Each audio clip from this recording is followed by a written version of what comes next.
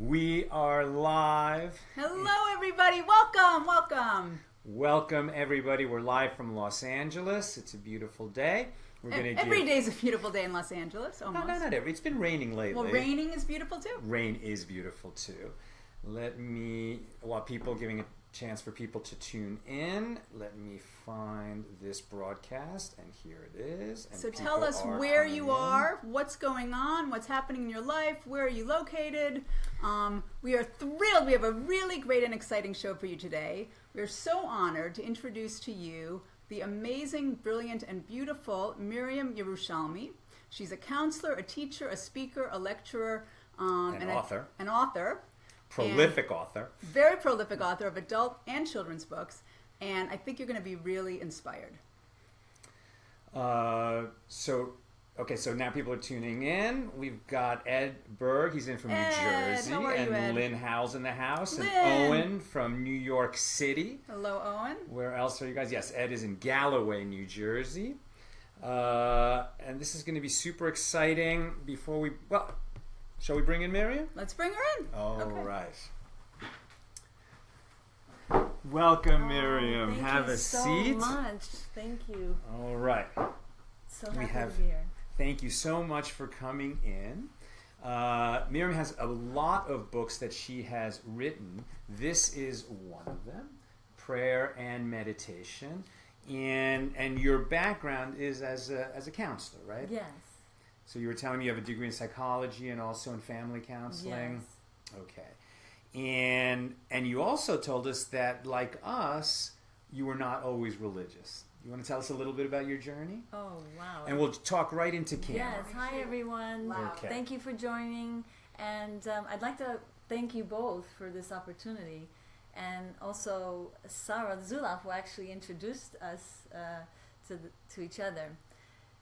Yes, when I was, before even 12 years old, just looking around the world and trying to make sense out of it. And I just didn't feel like this world could just all be here by accident. So I just really sensed there's just something beyond this world.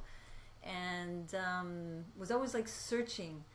And I just felt like there has to be a creator. And if not, I don't know how I can live on this planet Earth. It was always hard for me, just all the misery and the pain and suffering, all that I saw around me. And I just felt like there's a mission here. And I got to tap into some greater plan here. And I'm going to be part of it. And I want to make a difference. And you have. Come a little closer. Oh, thank you. All right, I want you not off the end there. We're testing a little bit of a new system where, thank God, we had a beautiful and successful fundraiser, and so now we're trying to up our game and using higher quality optics. So if anything goes wrong, you'll let me know. But so far, I think it's working really well. All right, let's get right into the conversation. Miriam, I was really struck here in your book where you say, now, as a Jew, right, we pray often, at least 3 times a day. And there's certain words that we say a lot. And the most fundamental prayer in Judaism is the Shema. A Jew hopes that this will be the last words we say in this earth. It's also the last words we say every day. It's when we declare the unity of God and we accept the yoke of heaven. We accept that we're not just here for ourselves, we're here to serve. And so the words, the very familiar words, Hear, O Israel, the Lord is our God, the Lord is one. Now, Miriam, you say these are the most powerful words in the Jewish liturgy. And then you ask, what does it mean that God is one? How is it relevant to our daily lives? That's a good question. Let me tell you, in this very hectic days, we are just over-bombarded with so much stimuli. And it's very easy to just lose our centeredness and our groundedness. So to move away from self for a while and really focus on something grander and more beyond ourselves helps us in our actualizing ourselves. The oneness of Hashem includes His being within me so that I can tap into my inner essence and my oneness with Him. So one of the meditations in the deep Kabbalistic teaching is as follows, that when you focus on the word echad, one, you literally reconnect yourself to your highest potential and your highest being. So that if you look at like the world and we realize everything in the world has an instinct of survival, right? Mm-hmm. If you look at like a cockroach, and when it's turned over and it's kicking and kicking and kicking and trying to turn over, why? Because it's trying to survive. So when you actually think about it, if you were a cockroach, would you want to survive? Of course. But it's the instinct.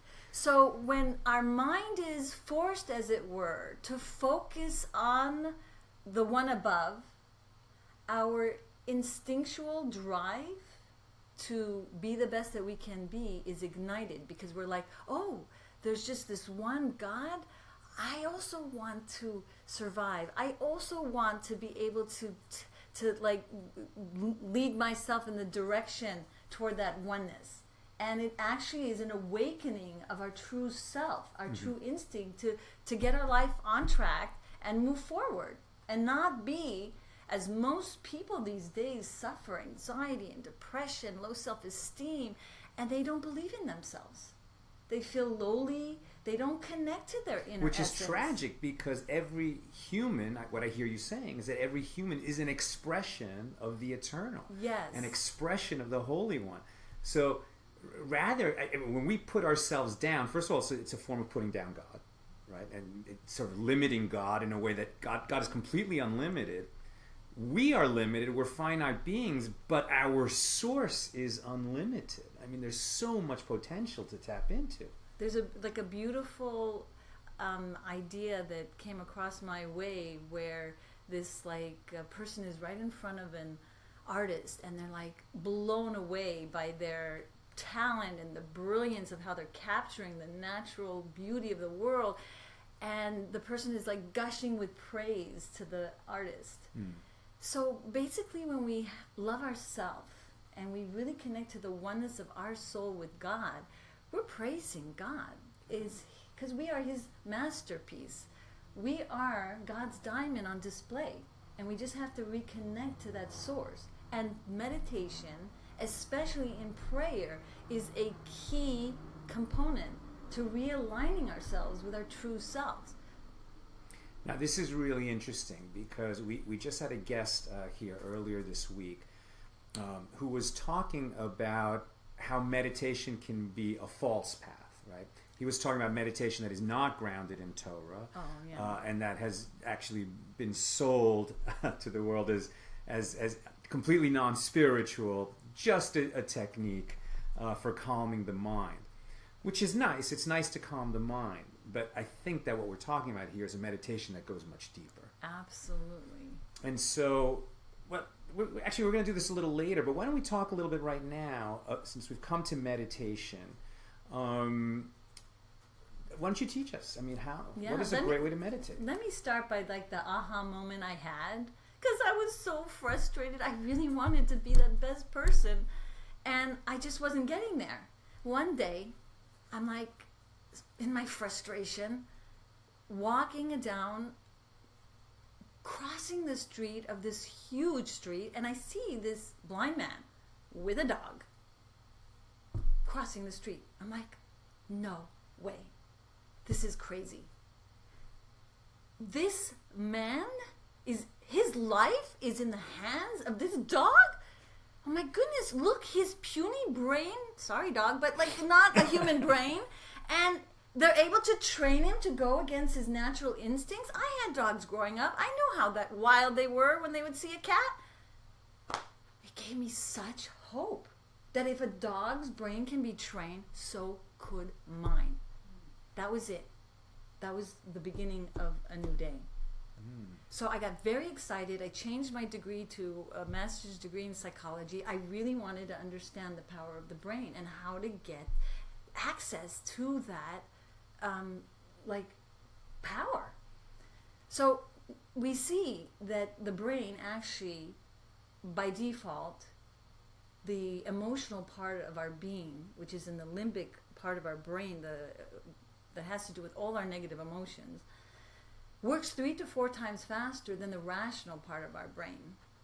So I totally get that. Science has been proving that with this kind of brain training, we can literally reverse that, and our rational part of our mind can work 4 times faster than our emotional part. So we'll have this self-mastery. But what happens today?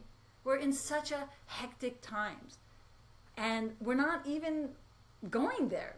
There's so much pressure, there's so much stress of the day, what needs to be done, and literally we're not doing this. I coined up a term called the Mushy Mind syndrome, because MMS. yeah, it's going to be the next DSM-5 or whatever, because we're not accessing the muscle of our brain. I mean, if you think about, if you're on a couch and you're not going to use your muscles, it'll be so atrophied that it's not going to be able to even help you walk. So our brain is a muscle.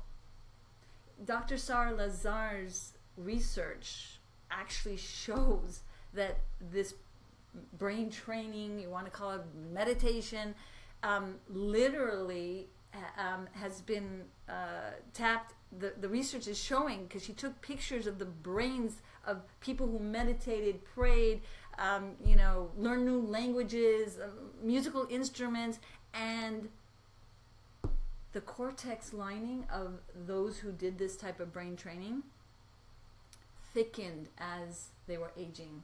Now, normally the cortex lining thins. Not only do we see in her research that the brain physically became more of a muscular entity, she saw there were more neurotransmitters that were connecting the brain to the heart. She also saw more computing So you're saying power. that we're altering the structure of the brain by training it Yes. to serve us, rather than Right. we just run after it. And what happened is that she saw even this was helpful for preventing aging of the mind problems like dementia, Alzheimer's, and Parkinson's, like all kinds of mental aging problems. Every 5 minutes you're hearing, this one has Parkinson's, this one has dementia, this one is having anxiety, has to take 10 pills and another pill to wake up and another pill to go to sleep and another pill in between. But if they would just realize meditation is a cure to these things. There was research on daily news. This is hitting home for me. My mom has dementia. I'm sorry. I wish, I wish we would have had this talk 20 years ago. Oh my gosh. It's unbelievable, the research. So, for instance, you're asking a tool. Doesn't have to take a minute out of your full-time life. You're waking up, you don't want to get up, you're on the buzz every time to another snooze, 15 minutes. So instead, just give yourself 1 minute of deep breathing. First of all, oxygen gets into your brain, helps declutter from the old oxygen. Just take a moment and think about all the positive things in your life. Maybe a moment of gratefulness, and flood your mind with positivity. Actually, you can image in your mind of some past happy event or some future good that you want in your life, and so that way you have an excuse to lay there a couple more minutes. But you know what? Research shows that doing that for 1 minute literally changes your chemicals in your brain. There was a research done that they were asked to wear a band with the word gratitude on it, and then they changed it to the other hand, and while they were changing it, they were asked to think of grateful things that they had. 40 days later, cortisol, a stress hormone, way down. 40 days later, 4 happy chemicals and more, way up, and they interviewed them. They were just happier, just from 1 minute. So this is a simple exercise. Simple. I think we all know, certainly anyone who's been watching this show knows how important gratitude is. But just to say, okay, I want to be grateful, gratitude is important. Right. That's just talk. Now you're turning it into action by saying at a set time, like when you wake up, You're going to have a gratefulness exercise and a gratitude exercise, and the way that you're going to do it is at that moment you're going to focus on something that you are grateful for. Right. That's as simple as it is. Simple. Okay. Like literally, the brain can be outwitted. The brain doesn't know the difference between past, present, future. You bring it up, then it seems like, oh yeah, it's been that way. Because over time, 40 days, you're creating new neural pathways, and the old ones become obsolete. Okay. The new ones are actually going to be more and more in your mind, and then the old ones, like the reason are gone. Because like a garden, and you prune out the weeds, you can prune out the weeds of your mind where they don't need to be. You want to blossom. All right. Okay. Now this kind of meditation is simply what you focus on. I mean, that's what I hear you saying, right? We're calling it a meditation. Yes. To say I'm going to focus on something I'm Yes. grateful for is a meditation. Yes. Okay. And you could use imagery. Mm-hmm. You don't have to. You can meditate while reading notes and concentrating and focus. But research does show there is a benefit to just like quieting the mind. Let me explain. There's just too much bombardment of stimuli. And what happens is it's just on overdrive, and the brain does not want new information, new ideas. It's just like, no, leave me alone. When we meditate, like just calming our body with deep breaths, our body begins to relax, then our brain begins to relax, and now it's like open. Now it's relaxed, and now it can focus. Imagine, I know for me, right before the Sabbath, so much things to be done. This one, and the phone, and the delivery. Oh my gosh, I forgot this and that. And like if someone tells me something when I'm like so frazzled, I told you, I'm like, no you didn't. I'm too overburdened with so much stuff. I can't access any memory right now. So when I'm in a relaxed state, I'm tapping into the best power of my mind. And then it's able to absorb the information. Okay. So that's why it's so important from a technical. Now, what's fascinating about this is Judaism has taught the same thing for thousands of years. Oh, yeah. I mean, we wake up and we say, Modeh ani lefanecha. Exactly. So we're grateful, and we're also grateful not just generally, but to our Creator, right? And so we're saying, thank you for restoring my soul, not to me, but in me, which is interesting. And then we say your faithfulness is great. Is this something that you talk about at all? Oh, for sure. Oh my gosh. Let me actually tell you a story that's in the Bible. Many of you may remember the story when Joseph was thrown into the pit, and it explains that there was no water, and there were scorpions and snakes. And so we learned that everything has a lesson forever for us. It's not just a story about a pit. So the Lubavitcher Rebbe actually explained this as follows. Mm-hmm. That the pit represents our mind. And if we don't fill it up with good, positive knowledge and positivity, then what happens is that what ends up so easily filling up our mind is negativity, meaning the scorpion and snakes represent the negativity. Okay. I call them hoodlums that want to hijack your mind. They're just like, I tell people, if you had a hoodlum in the front of your door, what do? Like, bolt the doors. Don't let them in. Don't let them in. So, like, these thoughts are like these hoodlums that want to take over. But if your mind is so filled with positivity, you know who you are. You have faith. You know that God is behind everything. No leaf goes this way or that way without God's providence over it. And imagine you have such sharp gems. Like if you have this garbage can with so much gems, there's no room for garbage. And so then you can really actualize your faith. And these are not things that you have to put like a suit of armor or like take a space shuttle, go to the moon to like get all this great stuff. It's in you.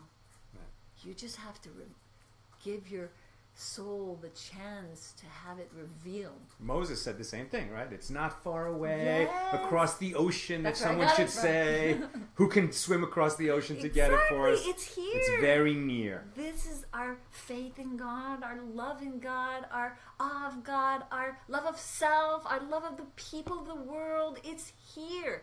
But what happens?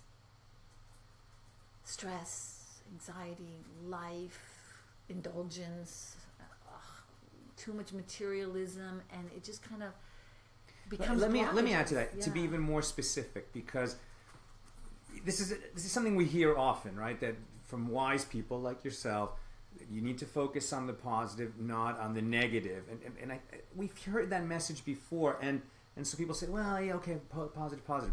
But let me be specific.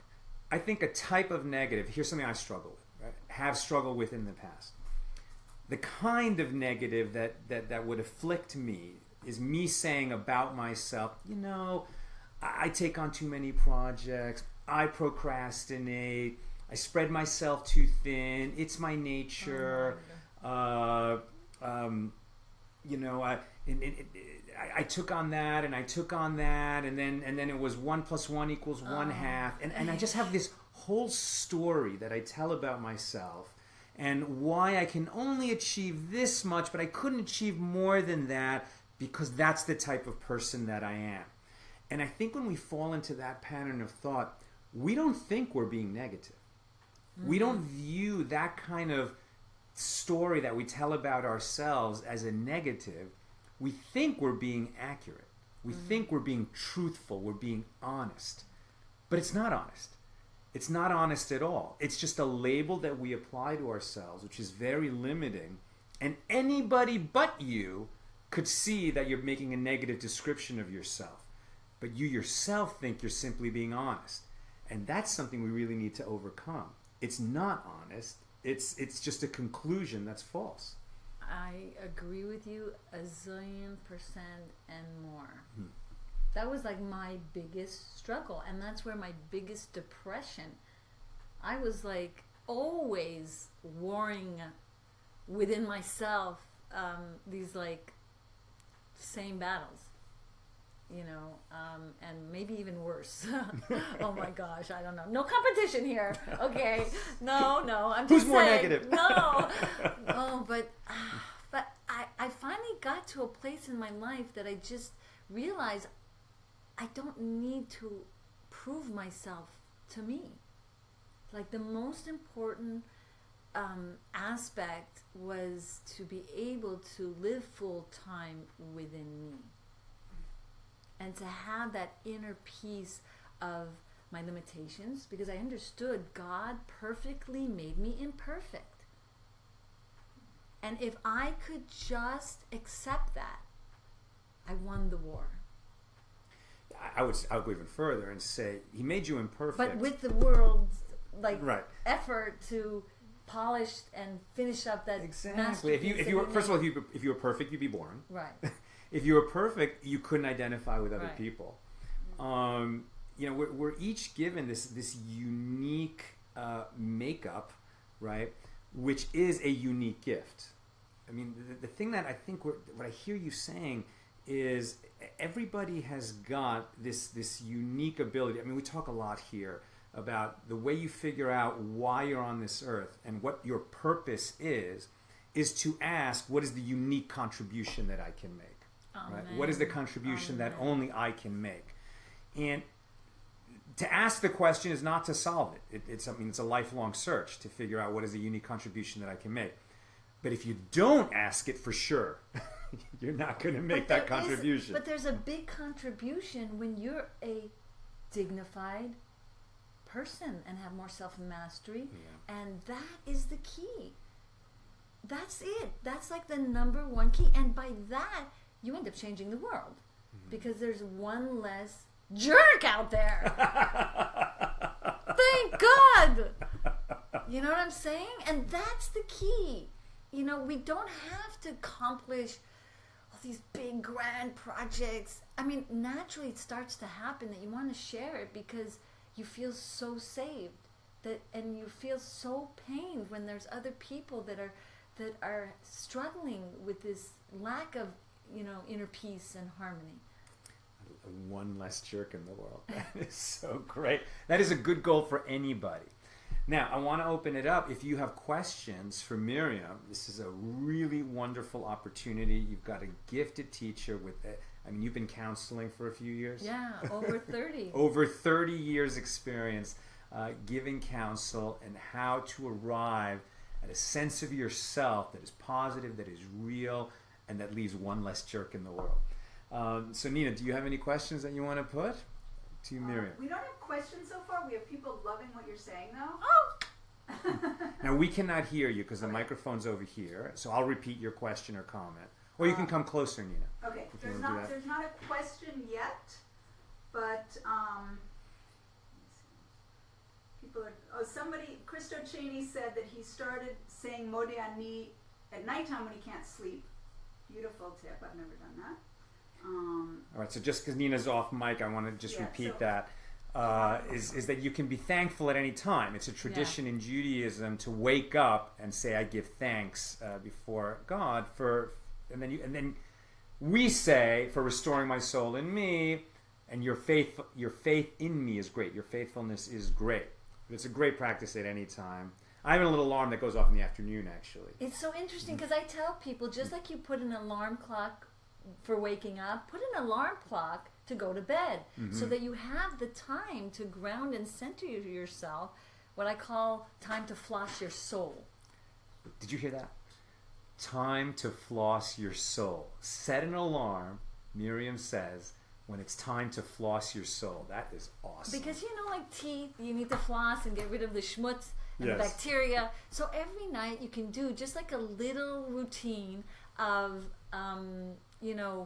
just making sure all the blockages and the junk of the day just like melt away, and think of all that you can do better tomorrow. Period. Goodbye today. Bye-bye. I don't need you staining me. I don't need you to be carrying on my back like a heavy load.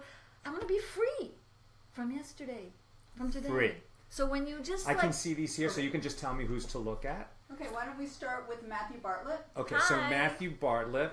Now, here's one thing that's cool that we can do because this is Facebook, right? So I'm going to ask Matthew's question in a moment, but I think we can click on him and we can see him. Oh, maybe great. not. Okay. Oh boy, it's not working right now. We'll get that working. But Matthew Bartlett asks, what is the best way to get into this sort of meditation for those who don't have the same experience or familiarity with Jewish prayers? So, first of all, just relaxing your whole body. That's the first step. You really want to access the power of our mind. Now you're talking to Matthew. Yes, and then we can just take some really deep breaths. If you want, it really is helpful to close your eyes.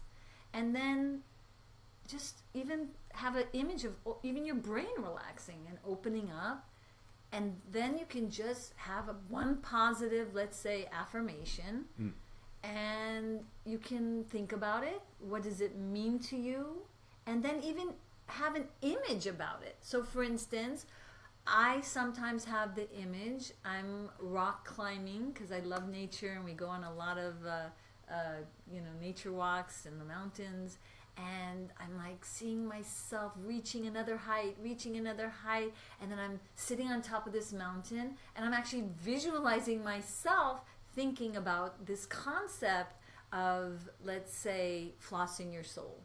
So I see myself just, let's say, with a garment and the stains just melting away, and then I see myself free and I feel light and I see myself happy, like the victory moment of reaching that tall mountain.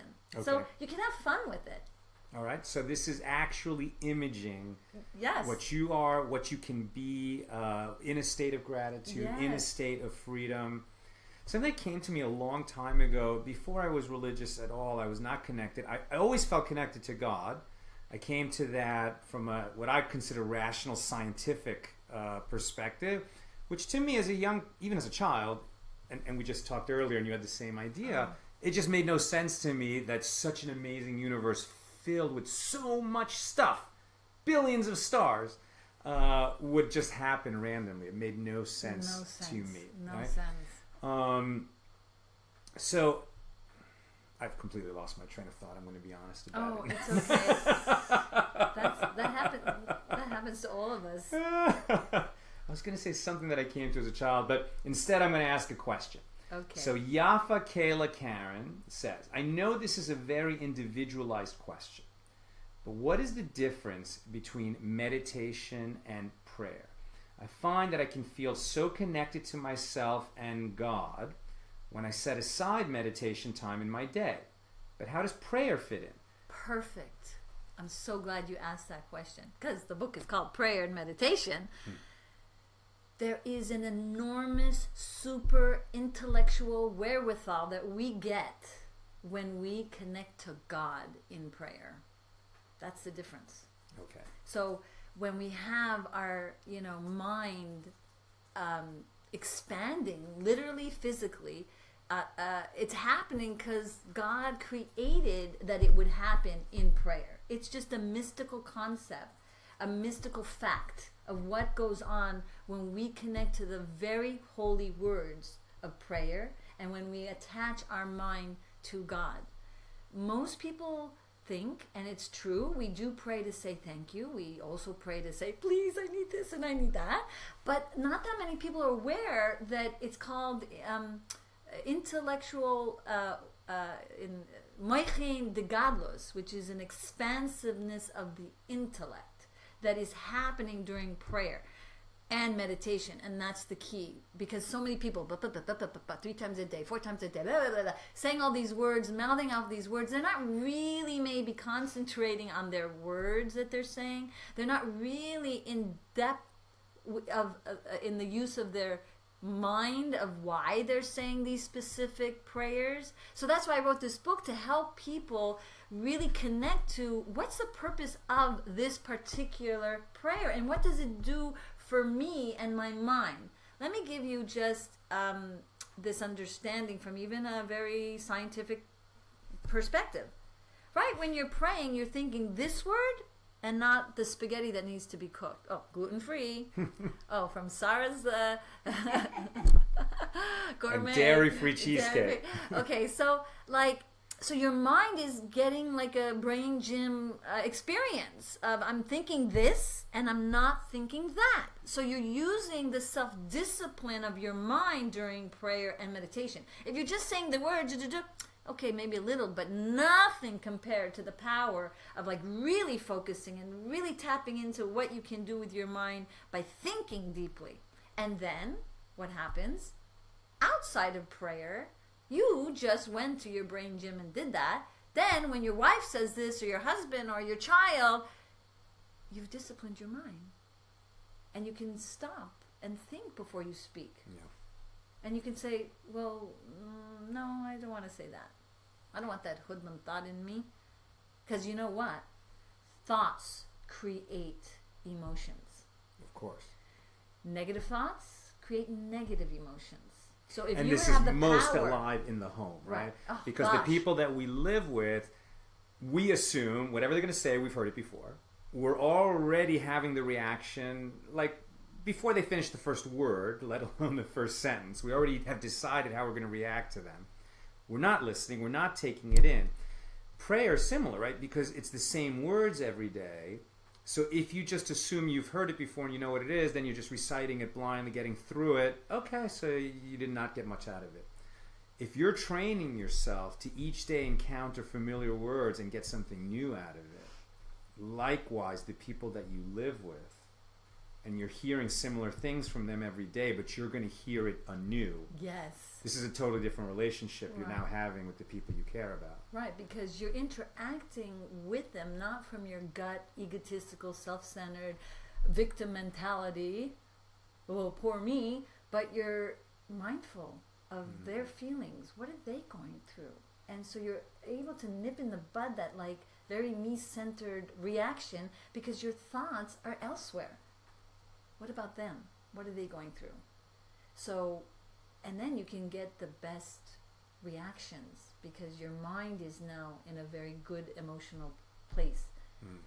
And let me tell you, as a counselor, so that's why I wrote the marriage book, because so many divorces based on two animalistic tendencies, two emotionally charged, personalities. It's just very hard to unite because of hurt feelings and baggage of the past, and they're expecting that their new life is not going to be like the old garbage of their youth and of their old families.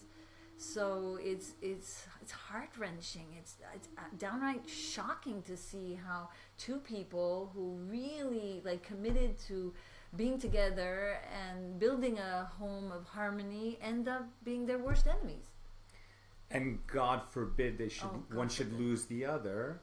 Then they would think, I had so much. I had such a special person, such a special marriage, and what did I do?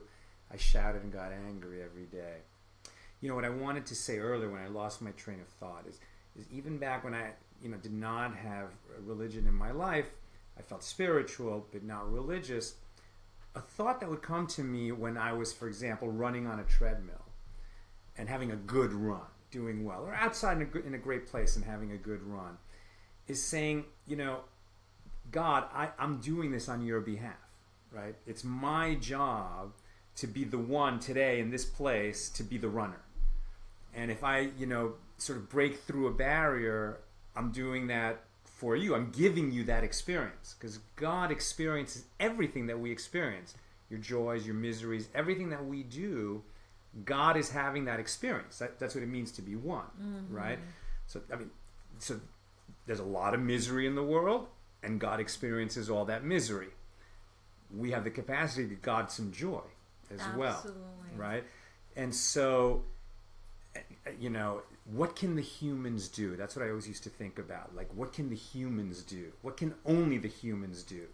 So when you have a great moment, you go to a music concert, or music you really love and care about, and then it reaches certain peak moments in that concert. It's wow, this is something the humans can do, and God gets to experience it because the humans are doing it right now. Well, likewise, in the home, if you have a moment where the person you live with is being difficult, your child is being completely unreasonable, and your impulse is, I'm going to just use my dad voice and just shout and get this moment to be over. Oh, no. And instead you say, look, here's this soul that came from my soul having a challenging moment, and I can help them navigate through that with kindness and love. What a beautiful experience you've just given God. Absolutely. The Lubavitcher Rebbe actually mentioned that, where is really this anxiety and depression and all this really difficult emotional challenges that we have? It's basically coming from the disharmony of our life and our true self. So once we tap into our true self, then we are able to then use the maximum potential, as I keep saying, of our mind to then gush forth the true positive emotional qualities that we have, love and patience, compassion, because it's just pretty much buried. And once we kind of remove and refine ourselves and put ourselves in line with our true self, then it just naturally, organically comes out. It's not like you have to take a dog, chain it up. This is our metaphor of our animalistic tendency. Right. Don't be mad. Don't be this. Don't be. It's tiring. And impossible. And and we keep saying sorry, and we keep falling prey, and we really mean it when it happens that our other self, our animalistic negative tendencies, are 3 to 4 times faster emotional part of our brain. But then it just naturally happens that these positive emotions will gush out and be redeemed and revealed. I love what you just said. I mean, that there's a conflict between my expressed physical self and my true self. Yes. So in a difficult moment in our lives, if I would stop and ask, what does my true self want me to do? and your true self is connected to God, right? So Yes. your true self is wise, is giving, is Everything, generous, is everything. smart, you know. God is infinite, and Right. we have infinite good qualities. And all we got to do is get out of our way, get out of the true self's way. All right, let me ask a question from our audience. Yes. Christo Cheney is Hi. asking you, Miriam, I was recently diagnosed with ADHD, and I've always had a learning disability. How can meditation help with people who have my condition? Well, you know, even 30 years ago, I used to work with this boy, and up till now, I come across this now more than ever because of all the stimuli all over around us. So, and I've had incredible news from people who have been listening to this advice of everything that I've been saying. So, for instance, some people just are, you know, can't sit down, go here, go there. So you just literally train your brain to sit down and see yourself building the neural pathways of your being able to do that. It has to do with everything in the world. And it's a simple brain technique of 1 minute of a day. There's a woman who wrote a 60-second fix, Dr.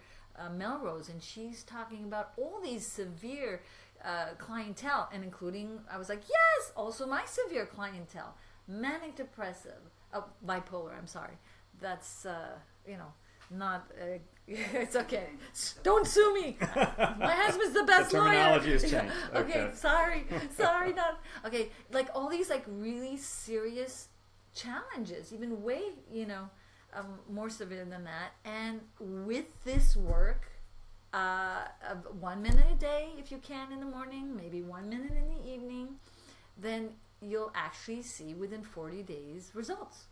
And every result is a kind of like another brick and another brick, and then you end up being this very fortified, very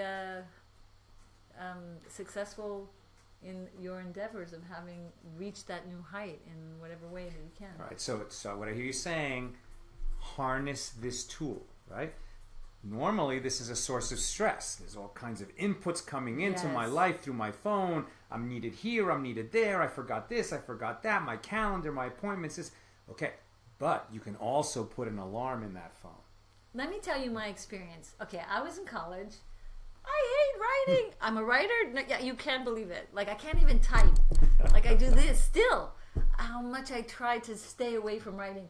And I had an option. Go to a meditation retreat for a day or write a 10-page paper or whatever. I'm like, for sure, get me out of here. So I went to this meditation retreat.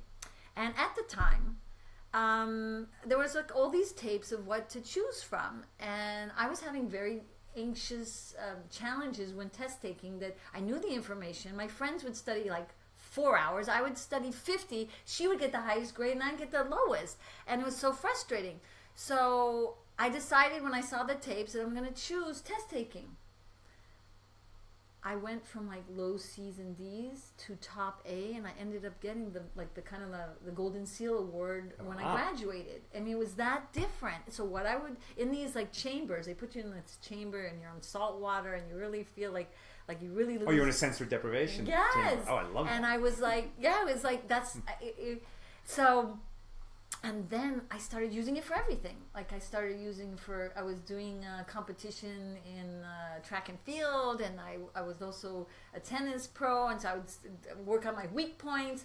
And literally these days you see research shows it's better to, let's say, practice in your mind than shooting 100 times the basket. The results are better.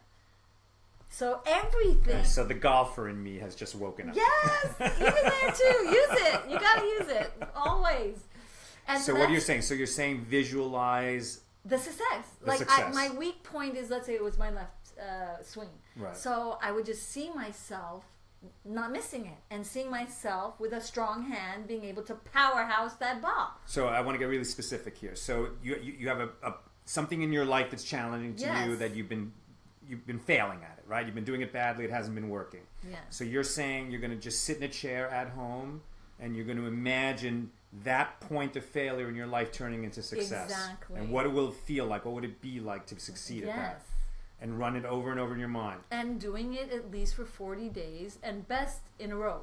because In a that's row. when you get the maximum All power. right, so this is what I'm talking about. So you're going to set an alarm in your phone, right? Yes. Everybody has a phone, and all of them have the capacity to have an alarm, a daily alarm. And when that alarm goes off, stop. Yeah, I think even iPhone actually programmed that it comes every day a reminder to take a deep breath or something like that. Like we need a reminder to breathe. We do. But you can certainly make a daily event, right? You can make a daily event. Yes. Mine goes off at 4:20 every Right. afternoon. Hispoded. Yes. Boom, I stop. And how much more critical to realign your thoughts with God, because that's the center of it all.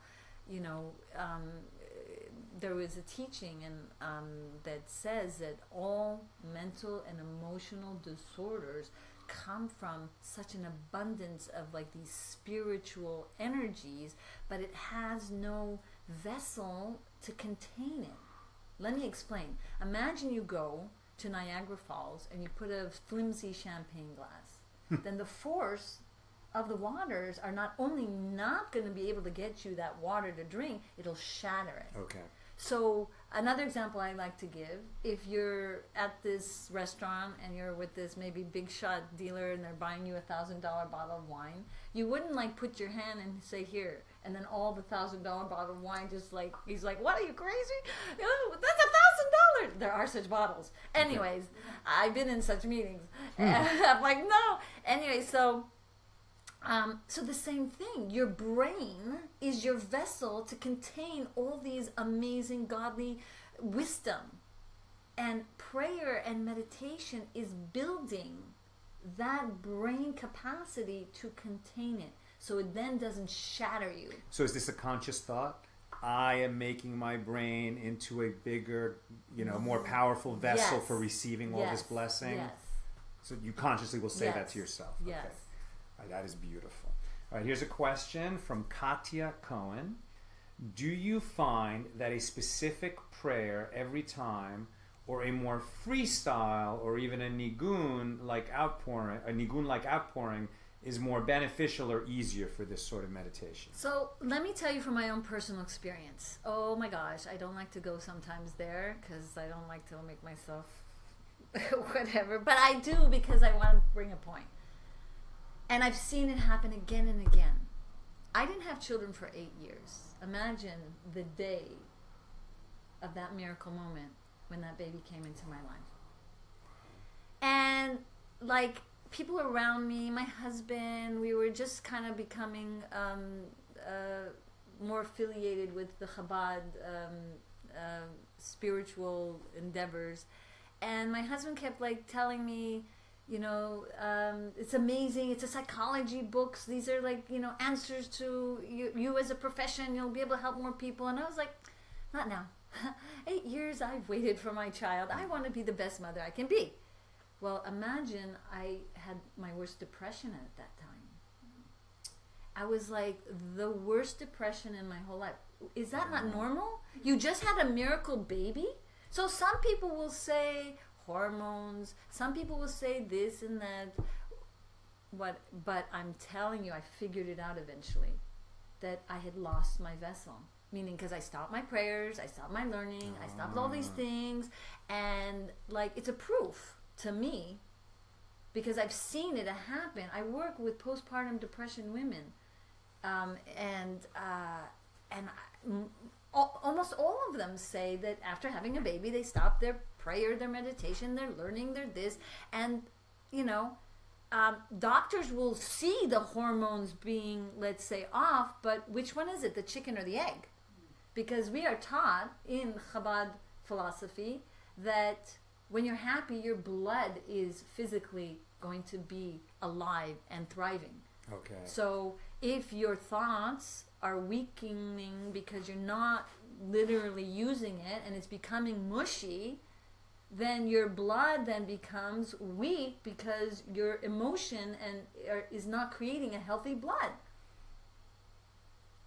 So which one is it? Is it because I'm depressed that the thyroids are off, right? Or is it because I haven't been accessing that happy temperament of mine, because I haven't been really working on being happy? That's why it says in Hebrew, Ivdu et Hashem b'simcha. Serve your God with joy, but ivdu, serve, is also to work. It's work to keep yourself happy. If you're not working toward that goal, it's so easy to ruminate and be hijacked, but as I said before, by all kinds of negative things. Right, and people will say, well, I'm just not a happy person. Right. So back to this question. Right. I was constantly talking to God throughout those times, but I did not do the formal prayer. I did not use my mind in learning and meditating. I just quit it all. And then I actually got access to a letter that helped me understand this. That letter where it says that you're in disharmony from the Rebbe, and and also from the Rebbe Rashab that said that mental and emotional disorders comes from abundance of light, but you have no vessel to contain it, and then it shatters you. So then I said, wow. So then I got back to my learning, and I got more to my prayers and meditations, and it was gone in a short period of time. And I had severe depression, not just, the blues, the baby blues. So in short, you're saying to Katya that it is valuable to use the formalized prayer. It's the number one. Let me explain like a mashal. Imagine a $20 billion deal to make this amazing skyscraper like no other. And you happen to tell the architect and all the... I'd like to use Play-Doh as the foundation. They look at you like, what do you... Well, the beginning of your day is building the structure of your whole day. Now, do you want to use Play-Doh? Like to build the structure of your day? God knows. He made the computer, right? Let's say a person who made the computer knows you have to plug the red one in the red button, the blue one. No, I want to do it this way. No, the master planner of that computer knows how to make that computer work. So God knows that these formal prayers have a mystical, power on switch of your soul being able to reside fully within your body. Because but for the formal prayers, and you can look at it in the Gemara, your soul just kind of stays in your nose. I know it sounds funny. Okay. But the formal prayers open the door to purifying this body anew so that the soul has a place to reside comfortably, in harmony. But if your godly soul is kind of sleeping, then your animalistic part of you then is the king over yourself. And then it takes your gems, like anger comes from you being a very high soul of a very high fiery temperament, meaning that type of person is very warm and very loving, but when the godly soul is sleeping and not claiming these gems, then what happens is the animalistic tendency says, oh, no one's using that fire, I'm going to use it, and I'm going to make you angry.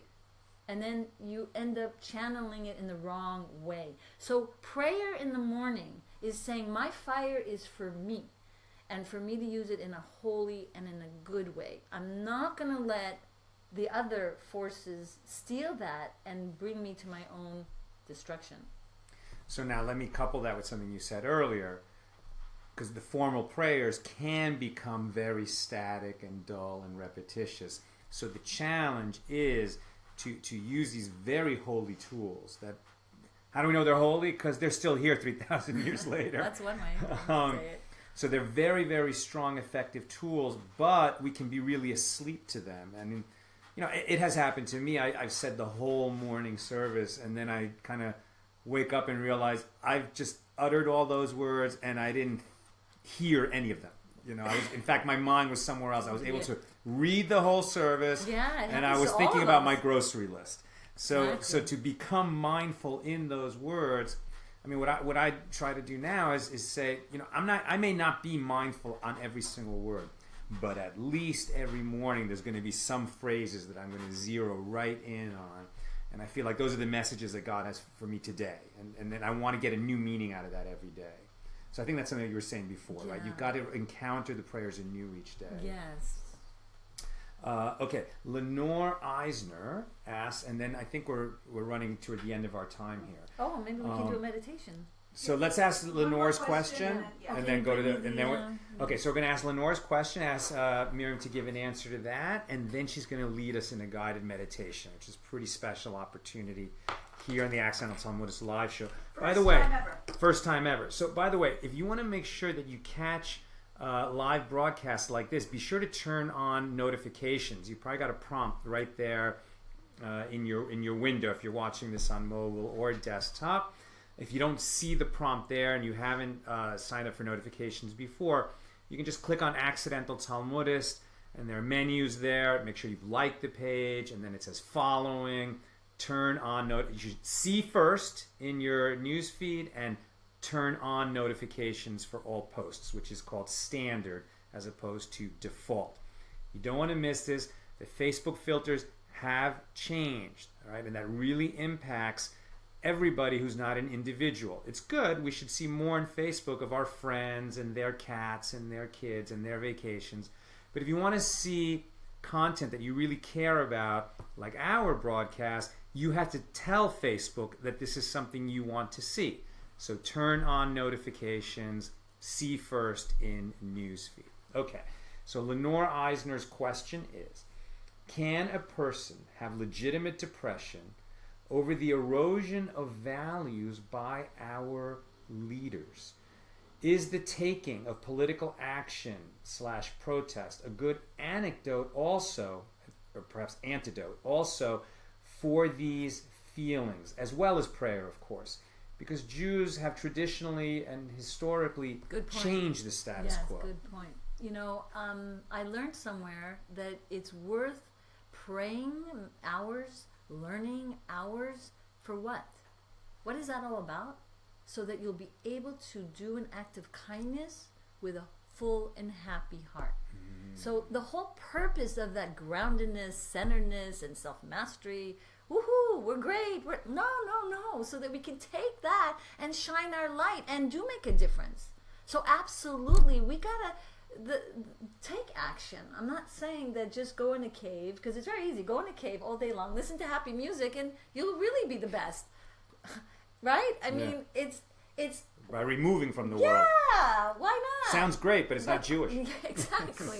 So it's for the purpose of going out there and shining your light and being that diamond on display. So for some people, it's being very active in the political arena for the injustice and all that's going on in the world. For others, it's going to orphan home, and we have to find what resonates within us and shine our light. So absolutely, we got to do our best. Right. We need each other to change this world for the better. All right, so I mean, this kind of brain training is going to make us a more effective warrior for Hashem, a warrior for God. Absolutely. If we're going to go out and confront injustice, okay, well, let's bring the best possible tool for the job. And if I'm going to be a tool that's going to be of service and make an improvement in this world, I got to be sharp, I got to be kind, I got to be able to see other people for who they are and who they're trying to be, and all of this is training for that. This is such amazing opportunity to hear you also and connect with what you have been doing. Wow, I'm just like, we're family. That's it. Oh my gosh. All right, so you want to lead us in a meditation? Questions. Yeah, let's do a meditation. All right, let's do a meditation. This is by Rabbi Chaim Bursten, beautiful mystical music that I've been using for years. And thank you for his work. Let's see, the microphone is here. Handy dandy, right? All right, this is cool. I'm wondering if people can... Sometimes people don't want to hear the music too much because it's distracting, but I hope... Can you all hear me out there? Should I lower it? I just want to make sure. Well, let's get in a comfortable position. But I want you to hear the music a little bit because it really will help you. So I'm going to first leave the music a little loud. And then while you're sitting comfortably, begin to take deep breaths. And make sure to uncross all your body parts so that everything is open and free to flow. Deep breaths. And with every breath you take, you just feel a wave of relaxation. Remember the oxygen that's now going to be entering your brain. Decluttering and invigorating. And begin to feel now, mindful, where is your back being supported? Mindful that your toes are touching the ground.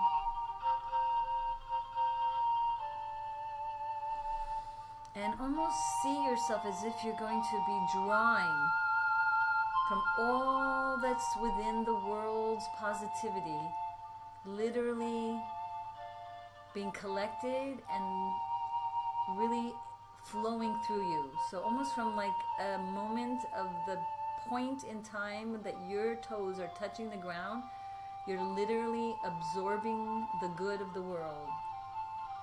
Peace, tranquility, serenity. And it just begins to move upward now toward your ankle. Almost like a round and round energy, a very holy, very beautiful energy. You almost can feel the tingling sensation as this energy moves upward toward your knee, round and round, moving toward your thighs. And you feel it now entering all the organs of your body, literally helping each part of your inner organs relax,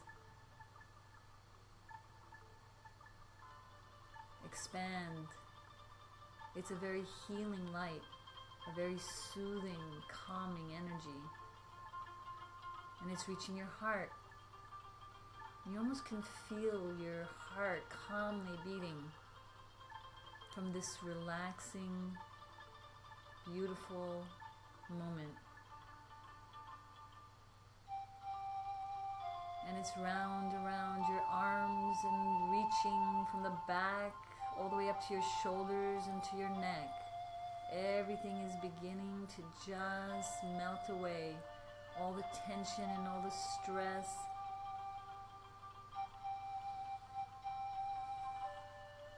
And it's beginning to move upward now toward all your facial muscles, your chin, your lips, your cheeks, especially around your eyes and your forehead. You feel the wave of relaxation moving calmly, gently around. Literally your face feels so light, so free.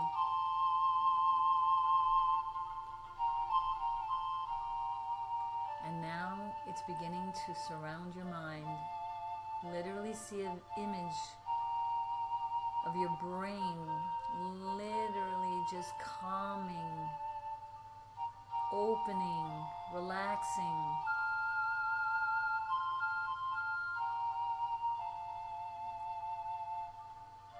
And you feel so calm that you begin to see an image of yourself walking to a place that is so beautiful, a place that will help you get even to a more relaxed state. And you see the gate ahead. Oh, it's gorgeous. And as you get closer, every step helps you become even more relaxed.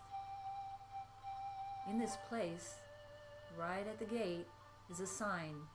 Only positivity allowed. And as you begin to cross the threshold, as if to see all lingering negative energies melt away, it's so freeing. You're in this place, and God made it just for you. There you see yourself calm, relaxed, and grounded. You see yourself smiling. You see the aura of all the positivity around you. It's literally filling you up with life and joy. And all of a sudden, you begin to feel invigorated, strong, and empowered. This image of you being the true essence of who you are so beautiful, the image, so special, the experience.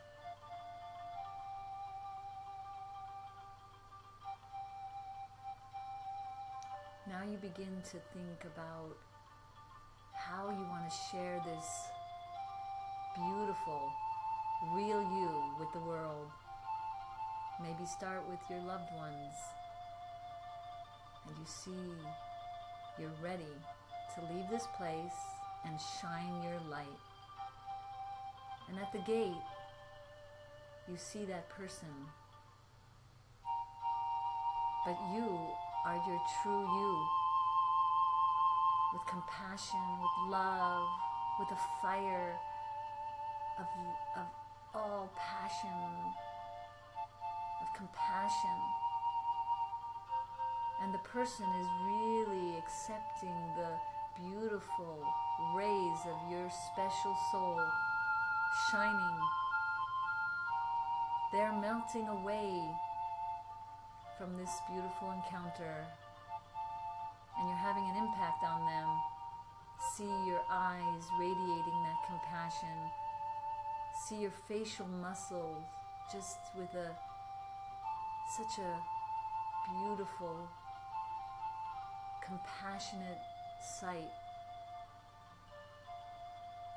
And see yourself literally standing with love. And they begin to reciprocate. Everything negative melted away by your light. And it's such a beautiful bonding moment.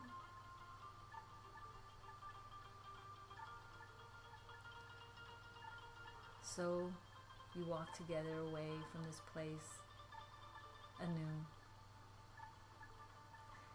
Take a little moment here and really absorb what's happening. Something new, something is shifting. Literally feel the change in the grooves of your brain.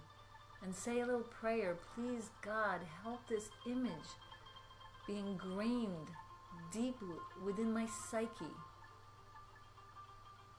so that I can actualize this vision with your help, so that I can be your diamond on display.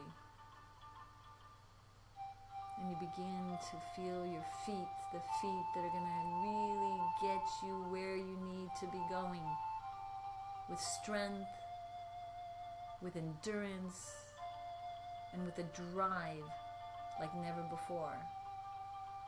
And you feel your heart calmly beating. Now you have hope and more faith. And you're smiling, because today's a new day and it's unfolding. And your eyes, as you begin to slowly open, is seeing the light. Is really seeing the light. You are a light. You are God's diamond on display. And keep shining by smiling. We need you.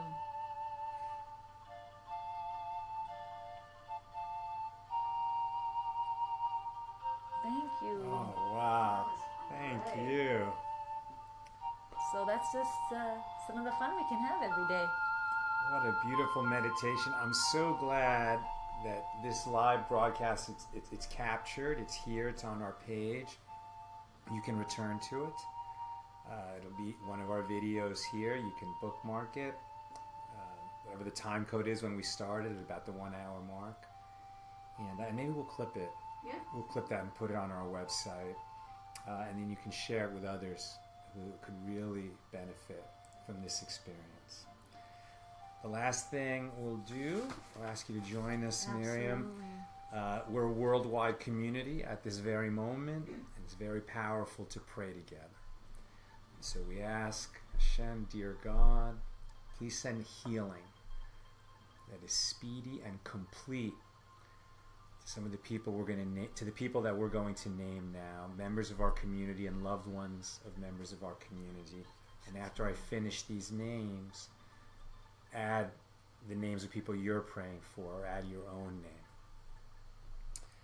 So please God, send a speedy and complete healing to Babette Bat Sarah, Havamuna Bat Chava Eta, Golda Bat Shendel Chaim Ben Rose, Chaya Esther Bat Sarah. Chuck Wright, Jeff Wayne, Wyatt F, Jen W, Orkin Stasier, Munawar M, Annie McGregor, Andrew Gentry, Yitzhak Pesach Ben Miriam, Finnan Liam C, Chenua Talmadge, Michael Ben Denise, Rachel S, Benjamin Benedina, Yosef Yitzhak Ben Bracha, Greta D, Matisyahu Yobaruch Ben Gittel, Donna Smith, Esther Rachel Slovak, Scott Miller, Devorah Yael, Bat Bruna Alta, Eliezer Ben Shua, and Louise Bat Miriam. Please add your names. Amen. All of them. Amen. Amen. No Amen. more suffering. So much suffering. Hashem. Please God. And Yafa Kayla Karen asks us, please, a refuah shlema for Naxon Mer Ben Tamima Chaya Sarah, a 2.5-year-old fighting cancer. Owen Mayer asks us to pray for Yehoshua Ben Rivka Leil and Moshe Ben Mindel. Can I add something? Please. Esther Bas Flora Varda and Zahava Bas Flora Varda and Miriam Tova Bas Miriam and all of the people who are really not well should have a complete recovery. Amen. Amen.